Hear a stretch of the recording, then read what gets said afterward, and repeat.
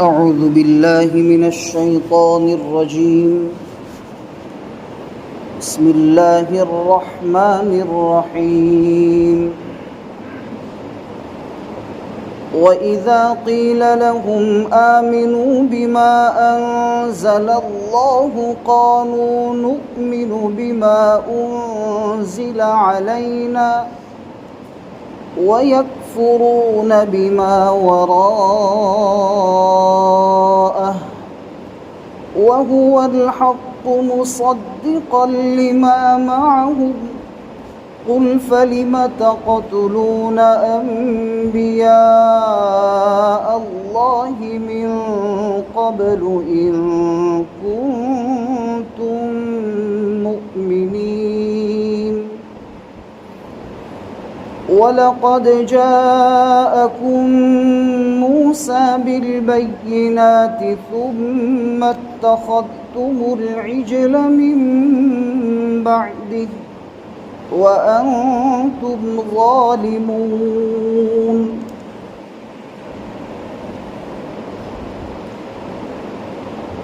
اور جب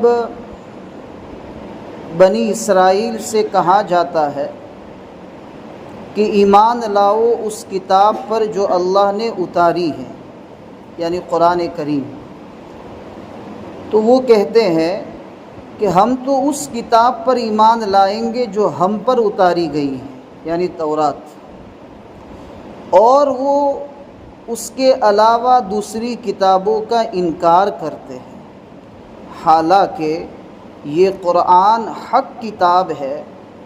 ان کے پاس جو کتاب ہے تورات نامی، اس کی یہ قرآن تصدیق کرنے والی ہے، اس کو سچا بتانے والی ہے۔ نبی جی آپ کہہ دیجئے کہ کیوں پھر تم اللہ کے انبیاء کو اس سے پہلے قتل کرتے تھے اگر تم واقعتاً اس کتاب پر ایمان رکھتے تھے تو؟ اور یقیناً تمہارے پاس موسیٰ علیہ السلام معجزات لے کر آئے، پھر تم نے اس کے بعد بچھڑے کو معبود بنا لیا، جبکہ تم اس وقت ناانصافی کرنے والے لوگ تھے۔ اور وہ زمانہ یاد کرو جبکہ ہم نے تم سے عہد لیا، قول و قرار لیا، اور ہم نے تم پر کوہ طور کا ایک پتھر اٹھایا، خذوا ما آتیناکم بقوہ واسمعوا، مضبوط پکڑو وہ کتاب جو ہم نے تم کو دی ہے اور اس کتاب کو سنو۔ تو قالوا، بنی اسرائیل نے ایسا کہا تھا، سمعنا وعصینا، ہم نے سنا اور نافرمانی کی۔ وَأُشْرِبُوا فِي قُلُوبِهِمُ الْعِجْلَ بِكُفْرِهِمْ، ان کے دلوں میں بچھڑے کی محبت کو پلا دیا گیا تھا ان کے انکار اور کفر کرنے کی وجہ سے۔ قل، اے نبی جی کہہ دیجئے، بئس ما یأمرکم بہ ایمانکم ان کنتم مؤمنین، تمہارا ایمان توریت کے اوپر تم کو بری باتوں کا حکم دیتا ہے، جو بھی حکم دیتا ہے وہ برا ہے، بئس ما، برا ہے، اگر تم توریت پر ایمان رکھنے والے ہو۔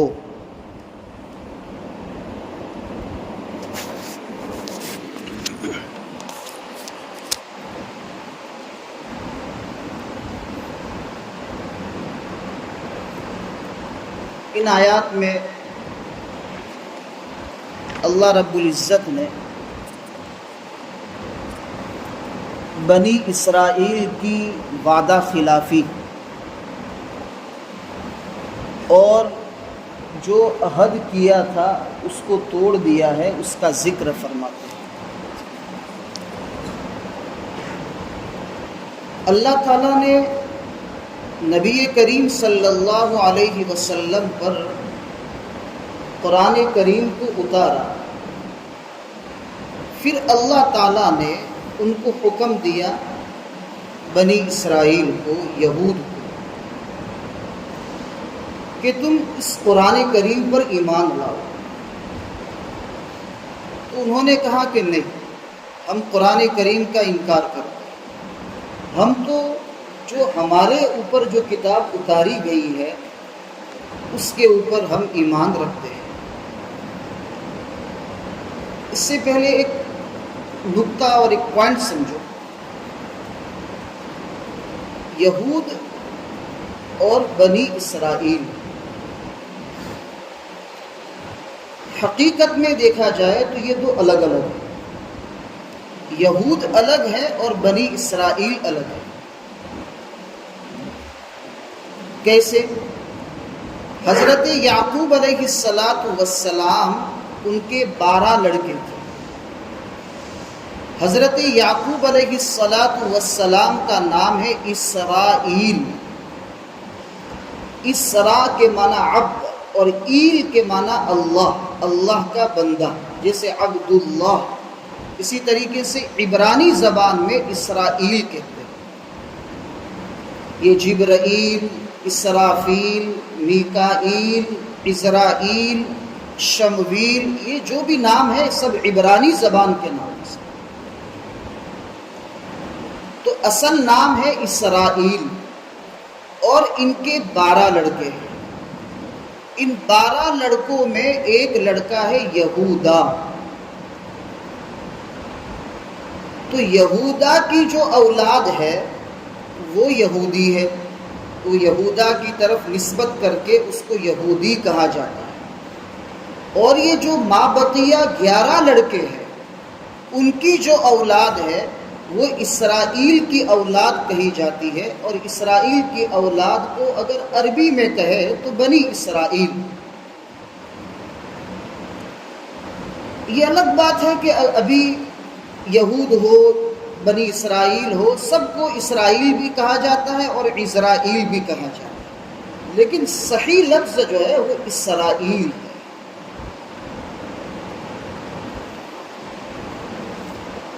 لیکن بنی اسرائیل اور یہودی میں اب فرق سمجھ میں آ گیا۔ جو خبیث قسم کا جو طبقہ ہے وہ یہودی ہے، جو یہودا کی نسل سے جو اولاد چلی گئی۔ یہ یہودا جو تھا وہ حضرت یوسف علیہ السلام کا بڑا بھائی، بڑا جو ہے نا مکار تھا۔ حضرت یوسف علیہ السلام کو کنویں میں ڈالنے کی جو چال بازی اور جو اسکیم بتائی یہودا نے بتائی۔ اور جب حضرت یوسف علیہ السلام بعد میں جب مصر کے بادشاہ بنے اور غلہ تقسیم کرنے کے جو ذمہ دار بنے، تو اس وقت حضرت یوسف علیہ السلام نے اپنے بھائی بنیامین کو اپنے پاس رکھنے کے لیے ان کے سامان میں شاہی کٹورا رکھ دیا تھا، تاکہ اعلان ہو کہ بادشاہ کا شاہی کٹورا چوری ہو گیا ہے۔ تو اس زمانے میں حضرت یعقوب علیہ السلام کی شریعت میں چور کی سزا یہ تھی کہ چور کو ہی نوکر بنا کے اپنے پاس رکھ دو۔ تو حضرت یوسف علیہ السلام چونکہ اپنے بھائی کو اپنے ساتھ رکھنا چاہتے تھے اور دوسری کوئی شکل نہیں تھی، اس لیے جو ہے ایک تدبیر کے ذریعے سے وہ کٹورا ان کے سامان میں رکھ دیا، اور پھر اطلاع دی گئی کہ بادشاہ کا کٹورا گم ہو گیا ہے۔ پھر اس کے بعد وہ کٹورا بنیامین کے سامان میں سے نکلا اور بنیامین کو جو ہے ان کے پاس رکھا گیا، یوسف علیہ السلام کے پاس۔ تو اس وقت جو ہے یہ یہودا نے ایک جملہ کہا حضرت یوسف علیہ السلام کے سامنے کہ یسرق فقد سرق اخ له من قبل، اگر یہ بنیامین چوری کرتا ہے تو یہ کوئی نئی بات نہیں ہے، اس سے پہلے اس کے بھائی یوسف تھا ایک، اس نے بھی کیا کی ہے؟ چوری کی ہے. حالانکہ یہ حضرت یوسف علیہ السلام نے چوری نہیں کی تھی. وہ واقعہ یہ ہے کہ حضرت یوسف علیہ السلام کی جو والدہ ہے، حقیقی والدہ، ان کا انتقال ہو گیا تھا، اور حضرت یعقوب علیہ السلام اس لائق نہیں تھے کہ اتنی کم عمری میں چھوٹے بچے کی پرورش کر سکے. تو حضرت یوسف کی جو خالہ تھی ان کو دے دیا. حضرت یوسف کو کہا کہ تم اس کی پرورش کرو. جب پرورش کے سال پورے ہو گئے تو حضرت یعقوب علیہ السلام نے کہا کہ مجھے میرا لخت جگر واپس کرو. تو نبی تھے اور اتنا حسین تو کوئی بنا ہی نہیں ہے، تو کون نہیں چاہے گا کہ اس بچے کو اپنے پاس رکھے. تو خالہ نے کمر بند، جس کو اپنے پٹا کہتے ہیں، اس کو اردو زبان میں کمر بند کہتے ہیں، تو پٹا جو ہے نا خالہ نے ان کے ازار کے اوپر باندھ دیا، اور خالہ نے یہ آواز لگائی کہ میرا کمر بند اور میرا پٹا چوری ہو گیا ہے. پھر دیکھا، تلاش کیا تو حضرت یوسف کے پاس سے نکلا، تو حضرت یوسف کو جو ہے واپس خالہ لے گئی. تو اس کی طرف اشارہ کیا کہ ان کے بھائی نے بھی بچپن میں چوری کی تھی، جیسے کہ بنیامین اگر چوری کرتا. تو یہ بہرحال یہودا نے یہ جملہ اور اپنے بھائیوں سے کیا کہا؟ ارجعوا الی ابیکم فقولوا یا ابانا ان ابنک سرق. انداز دیکھو اس کا، بات کرنے کا انداز دیکھو. تم لوگ اپنے دوسرے بھائیوں سے کہا، چونکہ کنعان سے آئے تھے، تم لوگ اپنے باپ کے پاس جاؤ اور اپنے باپ سے کہو تمہارے چھورے نے چوری کی ہے. میرے بھائی نے چوری کی ہے ایسا نہیں کہا، ایسا کہو کہ تمہارے بیٹے نے چوری کی ہے. بہت سخت اس کا غصہ، بڑا خطرناک. جب بعض، اگرچہ یہ اسرائیلی روایات ہیں، لیکن بعض کتابوں میں لکھا ہے کہ اس کا غصہ اتنا خطرناک تھا کہ جب وہ غصے میں اور طیش میں آ جاتا تھا تو لوگوں کو پکڑنا پڑتا تھا، اور بڑے طاقتور لوگوں کو بھی جو ہے نا اس طریقے سے اپنے ہاتھوں کے اور اپنے بازو کے ذریعے سے گرا دیتا تھا. اتنا اس کا زبردست غصہ اور طاقت تھا. تو اس کی جو اولاد ہے وہ یہودی ہے.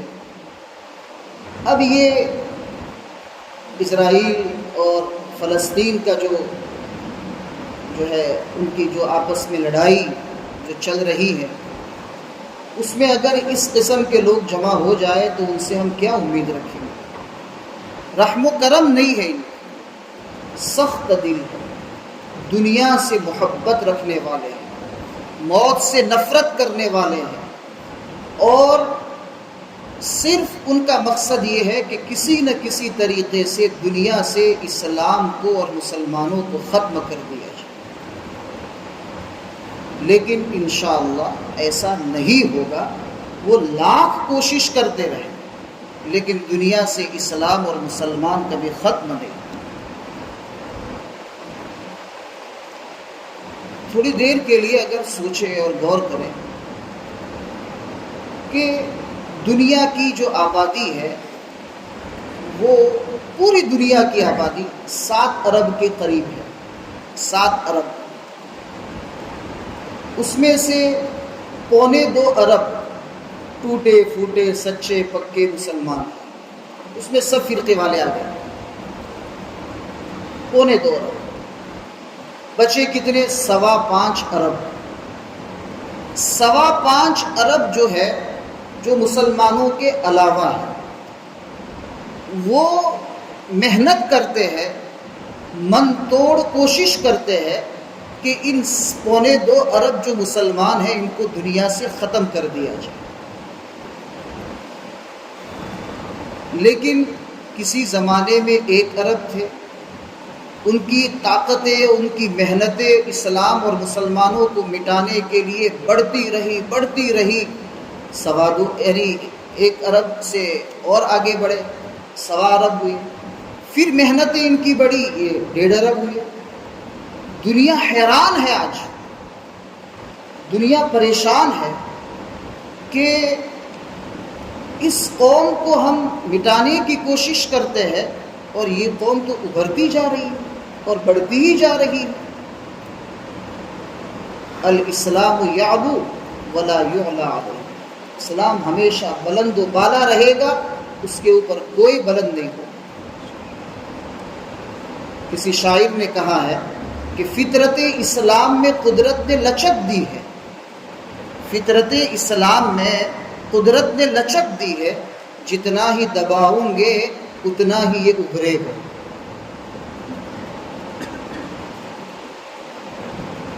اگر اس سے 100ویں درجے کی محنت جو دنیا اسلام اور مسلمانوں کو مٹانے کے لیے محنت کر رہی ہے، اگر اس محنت کا 100واں حصہ اگر اسلام کے علاوہ کسی اور مذہب کو مٹانے کے لیے اگر کیا جائے تو اس کا نام و نشان دنیا سے ختم ہو جائے۔ اور اس کی دلیل خلافت بنو عباس میں امام احمد ابن حنبل رحمۃ اللہ علیہ کے زمانے میں کچھ فرقوں نے جنم لیا تھا۔ ان فرقوں کا نام ہے، ایک فرقے کا نام ہے فرقہ جہمیہ، ایک فرقے کا نام ہے فرقہ معتزلہ، ایک فرقے کا نام ہے فرقہ ظاہریہ، اور ایک فرقے کا نام ہے فرقہ کرامیہ۔ اور انہوں نے ایسی محنت کی اپنے مذہب اور اپنے دین جو انہوں نے بنایا تھا اسلام کے مقابلے میں عقائد کو لے کر، اس کا پاور اس حد تک بڑھ گیا تھا کہ معتصم باللہ جو بادشاہ تھا اس زمانے میں، اس کے درباری اس باطل فرقے کو ماننے والے تھے، اور بادشاہ بھی باطل فرقے کو مانتا تھا، اور ان کے جو نظریات اور ان کے جو عقائد تھے اس کے اوپر معتصم باللہ کے کچھ عقائد کے اوپر ایمان تھا۔ امام احمد ابن حنبل رحمۃ اللہ علیہ کو جو کوڑے لگائے گئے وہ معتصم باللہ کے زمانے، لیکن کچھ لوگ کھڑے ہوئے، یحییٰ ابن معین کھڑے ہوئے، امام احمد ابن حنبل رحمۃ اللہ علیہ کھڑے ہوئے، اور کچھ بڑے بڑے لوگ کھڑے ہوئے۔ آج دنیا میں آپ کہیں نہیں سنیں گے کہ فلانا فرقہ معتزلہ کا بھی ہے، فلانا فرقہ کرامیہ کا بھی دنیا میں موجود ہے، فلانا فرقہ ظاہریہ کا بھی موجود ہے۔ وہ سب دنیا سے ختم، دو تین لوگوں کی محنت سے، لیکن اسلام ختم نہیں ہوا۔ اب یہ جو بنی اسرائیل کا جو آپ نے ترجمے سے انداز لگایا کہ ان کی شرارتیں کیسی ہیں، بھئی ہم تو اس کتاب کو مانیں گے جو ہم پر اتاری گئی ہے، ہم تو قرآن کو نہیں مانیں گے۔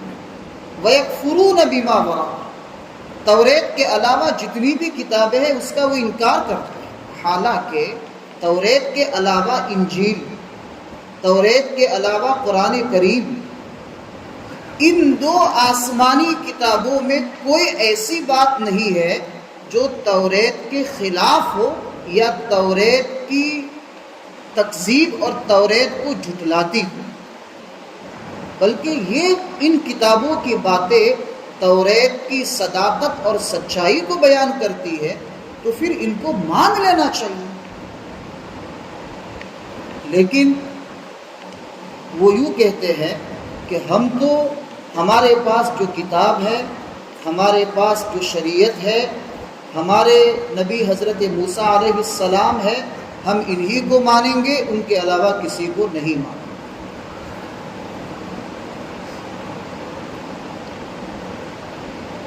یہ لوگ مدینے میں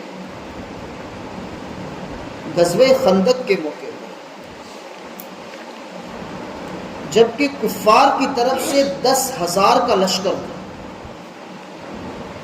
10,000 کا لشکر، اور 20 بڑے بڑے سردار اپنے قبیلوں کے جنگجو لے کر کے مدینہ کی اینٹ سے اینٹ بجانے کے لیے نبی کریم صلی اللہ علیہ وسلم سے مقابلہ کرنے کے لیے آئے تھے۔ یہاں مدینے میں صحابہ کتنے؟ 3000، اور سب صحابہ اور نبی کریم صلی اللہ علیہ وسلم سب ٹینشن میں۔ قرآن نے کہا اتنا خطرناک منظر تھا صحابہ پر کہ وَبَلَغَتِ الْقُلُوبُ الْحَنَاجِرَ، یعنی کلیجے منہ کو آ رہے تھے۔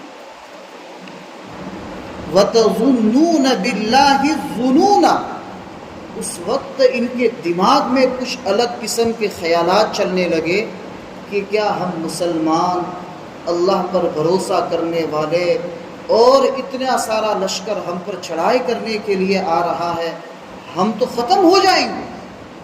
اس قسم کو پھر ہمارا ایمان، ہمارا اسلام صحیح ہے کہ نہیں ہے، اس قسم کے خیالات آ رہے۔ نبی کریم صلی اللہ علیہ وسلم نے صحابہ کا حال دیکھ کر یہ کہا کہ صحابہ اگر آپ کہیں تو کچھ پھل یعنی کھجور وغیرہ دے کر کے، کچھ آٹا وغیرہ دے کر کے ان سے صلح کر لے اور ان کو روانہ کر۔ تو حضرت سعد ابن معاذ رضی اللہ تعالیٰ اور سعد ابن عبادہ رضی اللہ تعالیٰ، یہ دو سردار تھے قبیلہ اوس اور قبیلہ خزرج کے۔ انہوں نے کہا یا رسول اللہ کیا بات کرتے ہو آپ؟ جب ہم کفر پر تھے تب بھی ان کو ایک دانہ نہیں دیا، اب تو مسلمان ہے کیسے ان کو ایک دانہ دیں گے؟ ہم جنگ کریں گے ان سے۔ پھر صحابہ میں جوش پیدا ہوا۔ اس وقت جو ہے نا یہود نے کفار سے ہاتھ ملا دیا تھا۔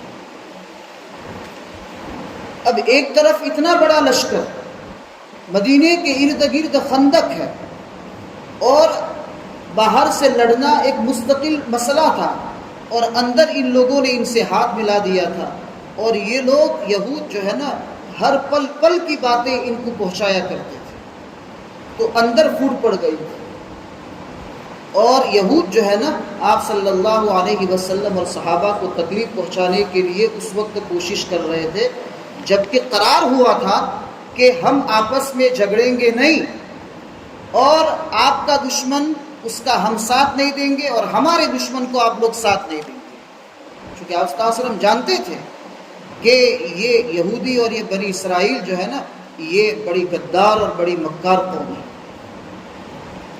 تو اس وقت جو ہے نا انہوں نے غداری کی، ایسے سخت حالات میں تو اللہ تعالیٰ نے سنبھال لیا۔ اور جب یہ ابو سفیان اس وقت ایمان نہیں لائے تھے، سردار تھے، جب وہ لشکر روانہ ہوا مکہ واپس، سخت آندھی چلی اور ان کی دیگیں الٹی ہو گئی اور سب بھاگ گئے، پھر نبی کریم صلی اللہ علیہ وسلم نے ان کی خبر لی۔ انہوں نے ایسی غداری کی تھی کہ کسی بھی حال میں معاف نہ کیا جائے۔ نبی کریم صلی اللہ علیہ وسلم نے 25 دن صحابہ نے اور آپ صلی اللہ علیہ وسلم نے 25 دن ان کا محاصرہ کیا، یہود کے 3 قبیلوں کا، بنو نذیر، بنو قریظہ اور بنو قینقاع کا۔ 25 دن وہ کھاتے رہے اور اندر جو ہے نا یعنی قید رہے اپنے قلعوں میں۔ کہا یہ بھاگ جائیں گے، کل بھاگ جائیں گے، پرسوں بھاگ جائیں گے، لیکن صحابہ ہٹے نہیں۔ اور پھر اس کے بعد انہوں نے دیکھا کہ یہ تو کسی بھی حال میں ہٹنے والے نہیں ہیں، پھر وہ قلعہ اور بڑے دروازے کھول کے باہر آئے اور کہا کہ ہمیں معاف کرو۔ یہ یہود کی جو ہے نا یہ فطرت ہے، ہمیں معاف کرو۔ آپ صلی اللہ علیہ وسلم نے فرمایا تم نے جرم ایسا کیا ہے کہ اس کو معاف نہیں کیا جائے۔ تو انہوں نے کہا کہ سعد ابن معاذ رضی اللہ تعالیٰ عنہ ہمارے بارے میں جو فیصلہ کرے وہ فیصلہ ہمیں منظور ہے۔ اب یہ جو قبیلے بنو قریظہ، یہ قبیلے اوس کے سردار تھے، تو ان کا جو ہے نا آپس میں گٹھ بندھن تھا، جس کو اپنے موٹی زبان میں گٹھ بندھن تھا، یارانہ تھا۔ تو سوچا کہ سعد ابن معاذ رضی اللہ تعالیٰ عنہ ہمارے بارے میں اچھا ہی فیصلہ کریں گے۔ اب سعد ابن معاذ رضی اللہ تعالیٰ عنہ کو بلایا گیا، اس وقت ان کو تیر لگا دیا، خون جاری تھا اس وقت، اور اس فیصلے کے بعد انتقال ہوا سعد ابن معاذ۔ وہ سواری پر سوار ہو کر، کھچر پر سوار ہو کر کے آئے، اور پھر نبی کریم صلی اللہ علیہ وسلم نے انصار سے کہا قوموا الی سید، اپنے آقا آئے ہیں ذرا کھڑے ہو جاؤ، ان کا اکرام کرو، استقبال کرو ان کا۔ پھر اس کے بعد آپ صلی اللہ علیہ وسلم نے فرمایا سعد یہ یہود جو ہے نا آپ کے فیصلے پر راضی ہوئے ہیں، آپ جو فیصلہ کریں گے انہیں منظور ہوگا۔ سعد ابن معاذ بھی تو جانتے تھے کہ انہوں نے کیسی شرارت کی ہے، تو سعد ابن معاذ رضی اللہ تعالیٰ عنہ نے فرمایا کہ جو جوان ہیں ان کو قتل کر دیا جائے، اور ان کی عورتوں کو اور ان کے بچوں کو قید یعنی باندھی اور غلام بنا دیے جائے، اور ان کو یہاں سے جو بقیہ ہے ان کو یہاں سے کیا کر دیا جائے، روانہ کر دیا جائے۔ ایسے ہی دیکھتے رہے، کہا کہ ہم تو یہ سمجھتے تھے کہ یہ تو ہمارے دوست ہے، ہمارے بارے میں اچھا ہی فیصلہ کرے گا، یہ تو ہم کو تو یہاں سے نکال دیا۔ پھر نبی کریم صلی اللہ علیہ وسلم نے فرمایا سعد تم نے جو فیصلہ کیا اللہ کے فیصلے کے مطابق کیا، ورنہ نبی کریم صلی اللہ علیہ وسلم ایسا سخت فیصلہ نہ کرتے۔ آپ صلی اللہ علیہ وسلم یہ کہتے کہ 1 سال تم کو روانہ کر دو، جلا وطن کر دو، یا اتنا مال تم دے دو، چونکہ آپ رحمت للعالمین تھے، اور رحمت للعالمین کی ذات جو ہے نا کسی کے قتل کو گوارا نہیں۔ غزوہ بدر میں جب کچھ کفار مارے گئے تھے، 70 کفار مارے گئے اور بڑے بڑے، اور 70 قید ہوئے، آپ صلی اللہ علیہ وسلم رونے لگے، کہا کہ ان لوگوں کو میں سمجھاتا ہوں لیکن سمجھنے کو تیار نہیں ہے، جنگ میں جانے جاتی ہے، تمہاری یا ہماری جانے جاتی ہے۔ آپ صلی اللہ علیہ وسلم جنگ کو پسند نہیں کرتے، تو پھر یہ تو اس وقت جو وہاں سے نکلے نا تو ڈھول باجے کے ساتھ نکلے۔ علامہ سید سلیمان ندوی رحمۃ اللہ علیہ نے رحمت للعالمین میں لکھا ہے کہ جب اس وقت نکلے تو 500 اونٹوں پر اپنا سامان لاد کر ڈھول تاشے بجاتے بجاتے نکلے۔ اتنی خبیث قوم ہے، اتنی خبیث۔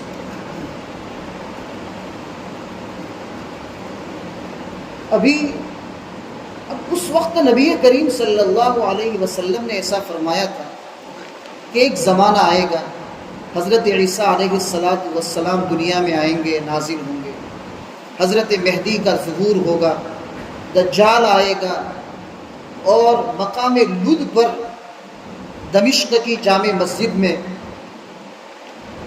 حضرت عیسیٰ علیہ السلام دجال کو قتل کریں گے، اور یہود دجال کے ساتھ ہوں گے۔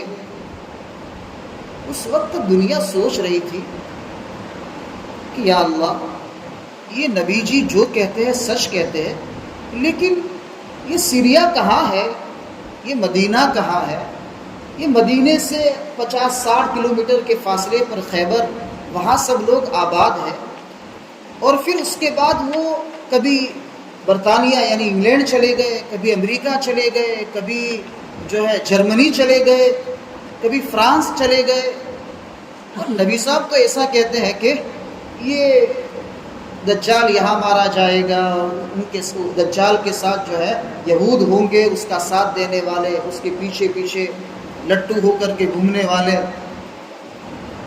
دنیا حیران تھی۔ پھر برٹن نے مشورہ کیا کہ ان کو ایک ایسی جگہ پر بسایا جائے جہاں پر ہمارے لیے سہولتیں، یہ انگلینڈ، امریکہ، یہ کوئی ہمارے خیر خواہ نہیں ہے، وہ اپنے مفاد کو سامنے رکھتے ہوئے کوئی بھی کام کرتے ہیں۔ تو انہوں نے فلسطین میں جو ہے فلسطینیوں سے زمینیں خرید کر بڑے اونچی قیمتیں دے دے کر وہاں پر یہودیوں کو آباد کیا۔ اصل میں کیا مقصد تھا اس کا؟ یورپ میں جو شفٹ کے ذریعے سے جو سامان پہنچتا ہے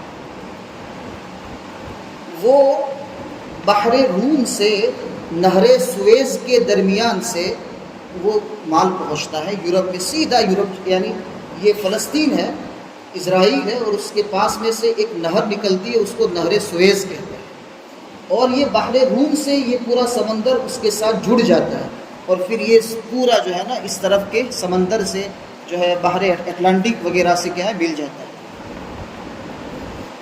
اب اگر یہ جو علاقہ اسرائیل کے پاس ہے، چونکہ اس کے قریب میں فلسطین ہے، اس کے قریب میں لبنان ہے، اس طرف جو ہے مصر ہے، تیونس ہے، یعنی جتنے بھی اس کے ارد گرد جو ممالک ہے وہ سب اسلامی ممالک ہیں۔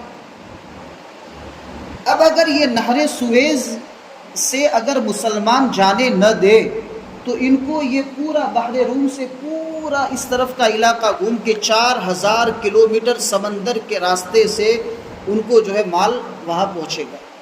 اب کتنا ان کا جو ہے تیل یعنی پیٹرول ڈیزل وغیرہ کتنا ان کا استعمال ہوگا، تو نفع میں کتنی جو ہے کھوٹ آئے گی۔ اس لیے انہوں نے اپنی سہولت کے لیے اسرائیل کو، تاکہ اپنے ہی پالے ہوئے کتوں کو یہاں بٹھا دو تاکہ اپنے لیے ہمیشہ راستہ کھلا رہے۔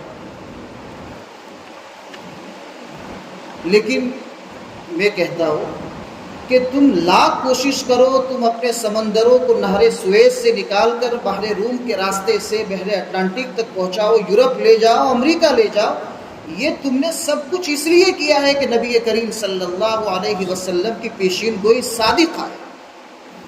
تم نے ہمارے نبی کے لیے کام کیا، ورنہ کون تصور کر سکتا تھا کہ فلسطین کہاں پر، سیریا کہاں پر، اس وقت سیریا شام تھا، یہ کہاں پر، پھر اس کے ٹکڑے ہوئے۔ اب کوئی جرمنی کہاں ہے، یورپ کا یعنی یورپ کا حصہ ہے، امریکہ کہاں ہے، بریٹن کہاں ہے، سب وہاں منتشر تھے، اب سب یہاں جمع ہوا۔ یہ بزدل قوم ہے، یہ بزدل قوم ہے۔ اللہ تعالیٰ نے قرآن کریم میں صاف فرما دیا، وَضُرِبَتْ عَلَيْهِمُ الذِّلَّةُ أَيْنَمَا ثُقِفُوا، ان کے اوپر ذلت ڈال دی گئی ہے، وہ جہاں کہیں بھی دنیا میں رہیں گے، إِلَّا بِحَبْلٍ مِّنَ اللَّهِ وَحَبْلٍ مِّنَ النَّاسِ، یا تو وہ اللہ پر ایمان لاوے یا پھر لوگوں کا سہارا تلاش کریں، تو پھر وہ اپنے آپ کو اس وقت ذلیل محسوس نہیں کریں گے۔ اب یہ دیکھو آپ لوگوں کا سہارا، یورپ اور امریکہ کے سہارے سے وہ لوگوں کے اوپر غلبہ حاصل کر رہا ہے۔ اگر یہ اپنا ساتھ اور اپنا سہارا لے لے تو اس کی ذلت اس کا مقدر ہے، اس میں کوئی شک، اس میں ہمت نہیں ہے۔ حضرت مفتی سعید احمد صاحب پالنپوری نور اللہ مرقدہ فرماتے ہیں، آپ نے لکھا ہے ہدایت القرآن میں، کہا کہ میں انگلینڈ جس جگہ پر جاتا ہوں اس کے قریب میں ایک مسجد ہے، مسجد قباء، اس کے قریب میں جو ہے کئی لوگ جو ہے یہودی، وہاں اس کے ایک گرجا ہے اس کے قریب میں، تو یہودی وہاں عبادت کرنے کے لیے آتے ہیں۔ تو ایک یہودی مجھے ملا، حضرت مفتی صاحب فرماتے ہیں ایک یہودی مجھے ملا، کہا کہ ہم لوگ موت سے بہت ڈرتے ہیں، اور مجھے کہہ رہے ہیں کہ عیسائی بہت برے آدمی ہیں اس لیے کہ وہ شرک کرتے ہیں، تو تم کیا کرو؟ قرآن کا انکار کرتے ہو، نبی کا انکار کرتے ہو، پھر کامیابی کی امید لگائے بیٹھے ہو، پاگل ہو۔ تو یہ موت سے اتنا ڈرتے ہیں، تو یہ دنیا، موت سے وہ قوم ڈرتی ہے جو دنیا سے محبت رکھتی ہے۔ یہود مالدار نہیں ہے، جو عہدے پر بیٹھے ہوئے لوگ ہیں اور جو بڑی بڑی کمپنیوں کے مالک ہیں، وہی لوگ جو ہے یہ مالدار ہیں۔ باقی جو عام پبلک ہے یہود کی، وہ مالدار نہیں ہے، وہ مسکین ہے، غریب ہے، فقیر ہے، اس لیے کہ ان کی فطرت میں کسی کو ایک پیسہ نہیں دینے کا۔ الذین یبخلون ویأمرون الناس بالبخل، بخیلی کرنے کی اور لوگوں کو بخیلی کرنے کا حکم بھی دے۔ اس لیے یہ قوم ذلیل ہے اور ذلیل ہو کر رہے گی انشاءاللہ۔ آج اچھی خبر آئی الحمدللہ، عربی زبان میں وہاں کے فلسطینی بھائی نے ایک میسیج کیا کہ الحمدللہ فی هذا اليوم نحن بسرور وراحة وعافیہ، الحمدللہ کلنا فی بأرض فلسطین بسکینة وعافیة بخیر، ان اہل اسرائیل قد منعوا صوارخهم، یعنی انہوں نے اپنے میزائل داغنا ابھی بند کر دیا ہے، اور ہم سب لوگ جو ہے اب میدان میں کھلے گھوم رہے ہیں، الحمدللہ ہم عافیت اور سکون میں ہیں۔ دعا کرتے ہیں کہ اللہ تعالیٰ ہمیشہ ان کو عافیت اور سکون کے ساتھ رکھے، ہمارے فلسطینی بھائیوں کے ایمان کو اللہ تعالیٰ مزید مضبوطی عطا فرمائے۔ کھیل نہیں، اپنے ہی آشیانے اپنے ہی سامنے منٹوں میں بلکہ سیکنڈوں میں اجڑ جائے، کھیل۔ ایک چھوٹا سا بچہ 10-12 سال کا، اس کا مکان بوم سے گرا دیا، اڑا دیا گیا، اور وہ وہاں پر اپنے ہی مکان، ٹوٹے مکان کے ایک پتھر پر بیٹھ کر آیت قرآنیہ پڑھتا ہے، وَلَنَبْلُوَنَّكُمْ بِشَيْءٍ مِّنَ الْخَوْفِ وَالْجُوعِ وَنَقْصٍ مِّنَ الْأَمْوَالِ۔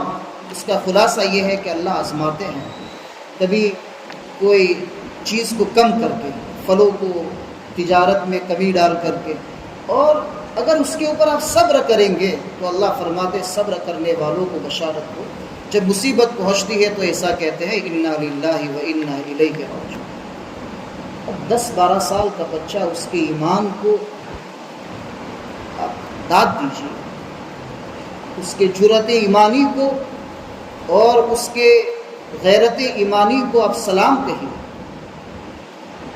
یہ چونکہ اس زمین میں یہ لوگ سانس لیتے ہیں، جنم لیتے ہیں، جہاں انبیاء کی ایک بڑی تعداد اللہ تعالیٰ نے وہاں اتاری ہے، جہاں مسجد اقصیٰ ہے، بیت المقدس ہے، اس کے انوارات، اس کے برکات کا کیا عالم ہوگا جو نزدیک سے حاصل کرتے ہیں اور ایمان پر ڈٹے رہتے ہیں۔ نماز کا چھوڑنا، ایک صاحب مجھے سنا رہے تھے کہ وہاں نماز کا چھوڑنا آپ تصور نہیں کر سکتے کہ نماز، یعنی کوئی نماز ایسی عبادت ہے کہ کبھی اس کو چھوڑا جائے؟ چھوٹے چھوٹے بچے بھی اپنے گھروں میں مصلی بچھا کر نماز پڑھتے ہیں، اب پھر بھی وہ ایسے حالات میں ہے۔ اللہ تعالیٰ ان کے درجات کو انشاءاللہ جنت میں بہت بلند کرے۔ تو یہ قوم ہے بنی اسرائیل کہ جس کے کرتوت ایسے ہے کہ کسی بھی حال میں معاف نہ کیے جائیں۔ اب یہ قرآن کو نہیں مانتے، قرآن کا انکار کرتے ہیں، تو اللہ تعالیٰ فرماتے ہیں کہ تم ان سے 3 سوال تو کرو نبی کریم صلی اللہ علیہ وسلم، کہ تم یوں کہتے ہو کہ ہم توریت کو مانتے ہیں، قرآن کو نہیں مانتے، تو پھر انبیاء کو کیوں قتل کرتے تھے؟ توریت میں لکھا ہوا ہے ایسا۔ حضرت زکریہ کو آپ نے شہید کر دیا، حضرت یحییٰ کو شہید کر دیا، اور دوسرے انبیاء کو آپ نے شہید کر دیا۔ حضرت عیسیٰ علیہ السلام کو شہید کرنے کے لیے گئے تھے، کیا توریت میں ایسا لکھا ہوا ہے؟ ایک۔ دوسرا، جب حضرت موسیٰ علیہ السلام کوہ طور پر توریت دینے کے لیے گئے تھے تو تمہیں تو انتظار کرنا چاہیے اور اللہ کی طرف متوجہ ہونا چاہیے کہ آپ کی شریعت کے لیے اللہ ایک کتاب آپ کو عطا کرنے والے تھے، اور آپ نے اس کا شکریہ یہ ادا کیا کہ بچڑے کو معبود بنا لیا، کہ توریت میں لکھا ہوا ہے۔ اور تیسری چیز، جب توریت آپ کے پاس لائی گئی حضرت موسیٰ علیہ السلام کی طرف سے، اللہ کی طرف سے موسیٰ علیہ السلام جب لے کر آئے اور تم سے کہا کہ بھئی اس کتاب کے اوپر کیا کرو، عمل کرو، خذوا ما آتیناکم بقوہ، اس کو مضبوطی سے پکڑے رکھو، تو تم نے کہا کہ ہم نے سنی تو صحیح بات لیکن مانیں گے نہیں۔ کیا یہ تمہارا ایمان ہے؟ توریت کے اوپر یہ ایمان ہے؟ نبی کے اوپر یہ ایمان ہے؟ الو بنانے کی باتیں کرتے ہیں، اس لیے ان سے کوئی خیر کی امید۔ اللہ تعالیٰ فرماتے اگر تمہارا ایمان یہ ہے کہ توریت کے ساتھ تم اس طریقے سے کرتے ہو، توریت کے شکریے میں بچڑے کی پوجا کرتے ہو، کوہ طور کا پہاڑ تم پر مسلط، یعنی ایسے ہی لٹکا دیا گیا، کہا کہ ہاں کہو، پھر تم نے زبردستی ہاں کہا حالانکہ تمہارے دل میں نہ تھا، اگر تمہارا ایمان یہ کہتا ہے تو یہ برا فیصلہ ہے، اور اس فیصلے کو اللہ تعالیٰ کسی بھی حال میں منظور نہیں ہے۔ اور جب اللہ کے پاس جاؤ گے تو تمہیں اللہ کے یہاں سخت عذاب میں مبتلا کیا جائے گا۔ قُلْ بِئْسَ مَا يَأْمُرُكُمْ بِهِ إِيمَانُكُمْ إِن كُنتُم مُؤْمِنِينَ، تم کو تمہارا ایمان بہت بری باتوں کا حکم دیتا ہے اگر تم واقعتاً توریت پر ایمان رکھتے۔ اللہم نور قلوبنا بالقرآن، اللہم زین اخلاقنا بالقرآن، اللہم ادخلنا فی جنت الفردوس بالقرآن، اللہم نجنا من النار بالقرآن، اللہم انفعنا بالآیات والذکر الحکیم، وصلی اللہ تعالی علی النبی۔